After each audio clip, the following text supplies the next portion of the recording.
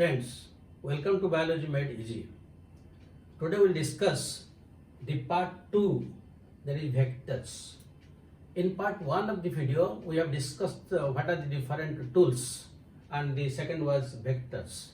Vectors means carriers who will carry the target DNA. So they are known as vectors.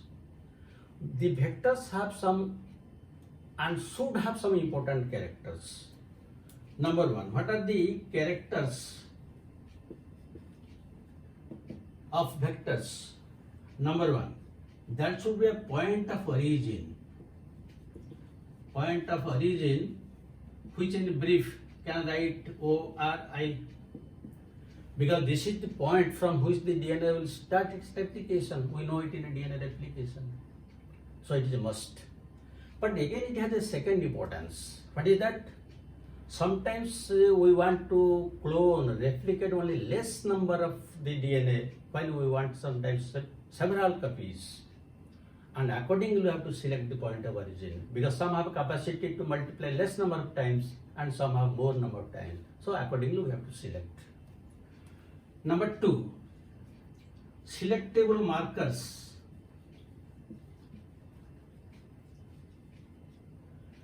The selectable markers are important because when we are splicing a gene, whether that actually enters into the competent host or not, how will we know it? For that, we have to give some selectable marker, which is also known as a reporter gene. It will report us whether the transformation has taken place or not taken place. And here, the selectable markers are usually some genes like ampicillin resistant gene, tetracycline resistant gene, then chloramphenicol, kanamycin. These are the different antibiotic resistant genes which we can use for the purpose of selectable markers. Their main role is to distinguish the transformants from the non-transformants. The third one is restriction sites.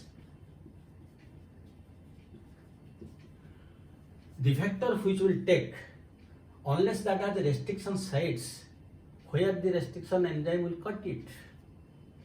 So these are the restriction sites where there is a palindromic sequence and the restriction enzyme will cut. In some vectors, there may be a single restriction site, while in some cases there may be more. But which one is better?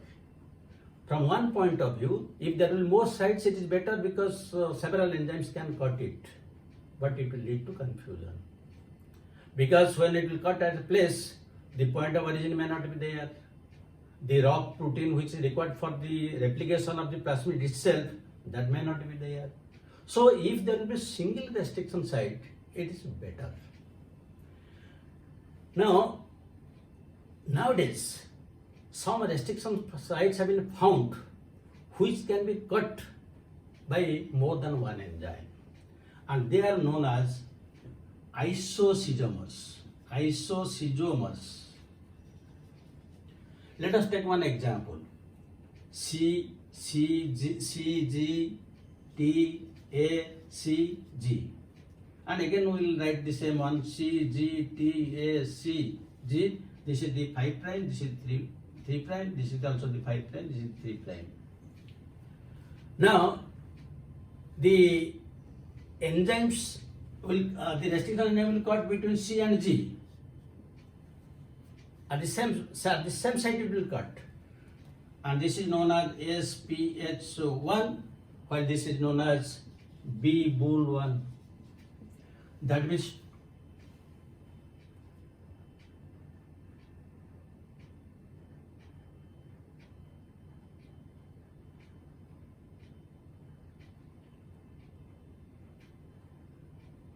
means these are two separate restriction enzymes, but they are cutting the same restriction site at the same place. They are known as isoschizomers. But the reverse, suppose CCCGGG and also CCCGGG. This is 5 prime to 3 prime, this is 5 prime to 3 prime. Now here, one enzyme is cutting at this place between C and G, and the other is cutting between C and C. You see, the palindromic sequence is same, but cutting at different places. They are known as neoschizomers. And this example is S-1, and this is known as X-1. That means the same restriction enzyme, the same restriction site can be cut by two different enzymes at different places, neoschizomer, while the same restriction site will be cut at the same place by two different enzymes, they are isoschizomers. Now, the next thing, after this restriction site, another thing is the size of the vector should be very small with a low molecular weight. Small size with low molecular weight, so that easily the vector can be transferred from cell to cell. So these are the important characters of vectors. If all these characters are present, it's a good vector. Now, what are the different examples of vectors? The first example is plasmids. Number one, plasmids. As you know, the plasmids are present in bacteria. They are extrachromosomal, double-stranded, circular, self-replicating. That is why per cell they are present up to 15 to 100. So these are used as vectors. And one of the very common vector is PBR322. P means plasmid, B and R the name of the two scientists who have done it. B, Bolivar, R, Rodriguez, and they synthesized several such plasmids in their laboratory, 322, 323, 325, 27, but this is commonly used. Now, where from they got this plasmid? They take the plasmid from E. coli, where the antibiotic resistant genes are not present, and in their laboratory they introduced the antibiotic resistant genes.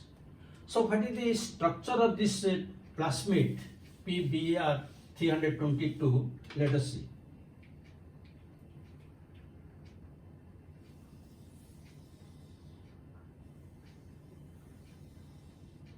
This is PBR322. Now here,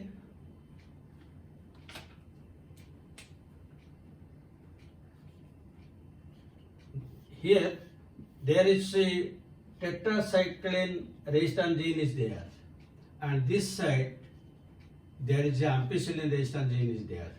Ampicillin resistant gene is there. Here, this is the site for the presence of ROP gene, which will synthesize the plasmid itself. This is the point where the point of origin lies. Now, where the restriction sites are there? Where there is a tetracycline resistant gene is there, here one is BAM-H1 is there, then here one SAL1 is there, into ROP gene PVU1 is there, and to ampicillin resistant gene, this is PST1, this is PVU1, and here we'll get three.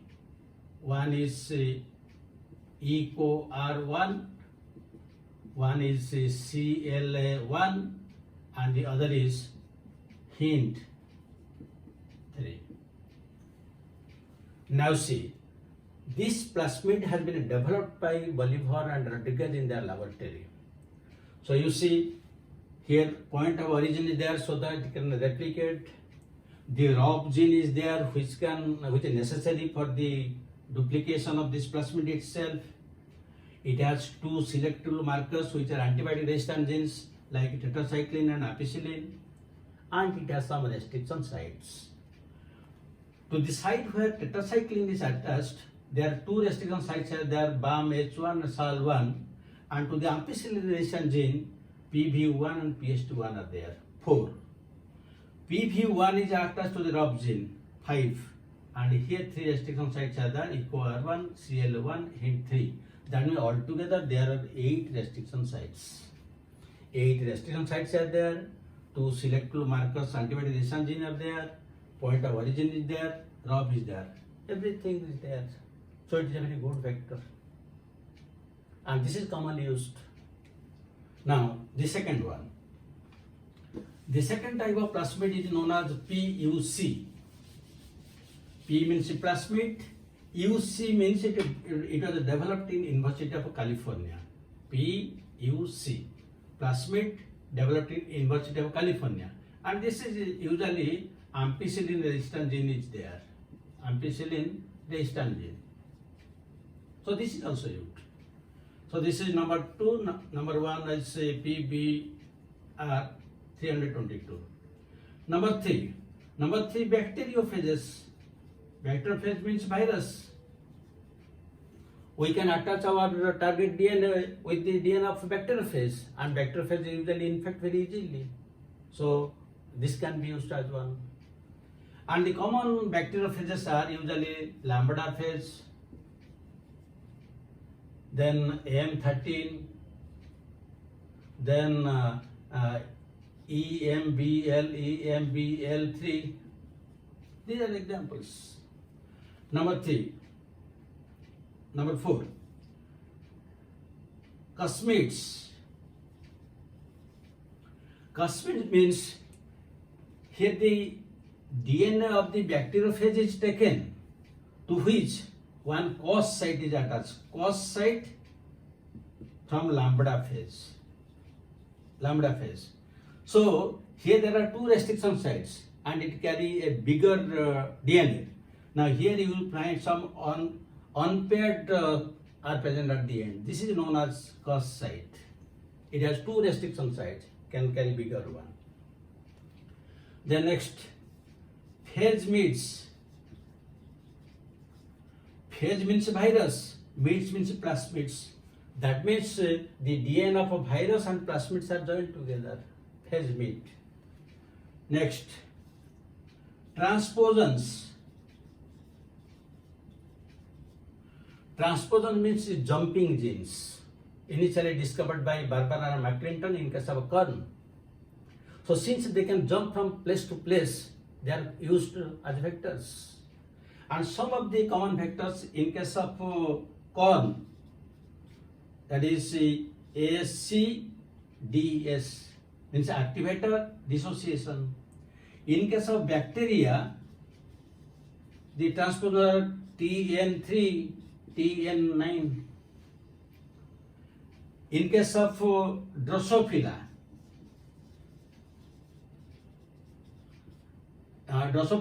there are P elements, and these transposons are also present in case of human beings. In case of human beings, the transposon is known as ALU element. So with the help of these transposons, we can target DNA can be attached and it can carry. Now the 7th type.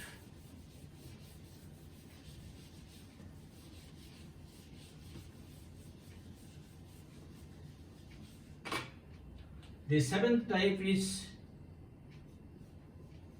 YAC and BAC. Means yeast artificial chromosome, BAC means bacterial artificial chromosome. These two were used in Human Genome Project. This is eukaryote, this is prokaryote. They can take bigger DNA segments to multiply. Next, shuttle vectors.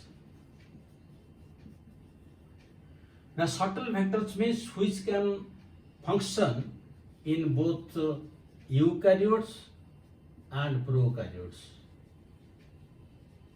That means this same vector has two different recognition sites, one for eukaryotes, the other is for prokaryotes. And one common example is yeast episomal plasmid. Yeast episomal plasmid. Next, animal vectors.